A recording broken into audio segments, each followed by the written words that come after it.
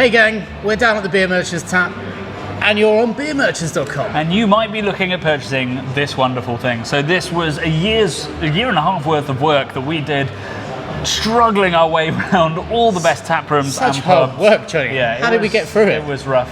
I don't know how we did it, but we did somehow. Beer, that's how. Yeah, that's what happened. So this may look like just your typical like where to drink in London. It's so much more. We've picked the best 25 pubs, the best 18 breweries, and each one of them has a feature written about them where we've interviewed the founders, the brewers, the locals in some. Like remember Betty? Betty was Lovely beautiful. Betty. She'd been drinking in the same pub for decades. So you get loads of information and lots of beautiful photography done by yourself and Brad, and loads of information that you wouldn't actually get from using it online, looking at it online, even looking at the videos we did around it. Like there's so much cool information in here and a real great coffee table book or It's beer coffee table book. table, it's pocketable. I would take it out with me when I'm heading out. What size in is your London. pocket? They're pretty big. I've got a big jacket. That'd come with me.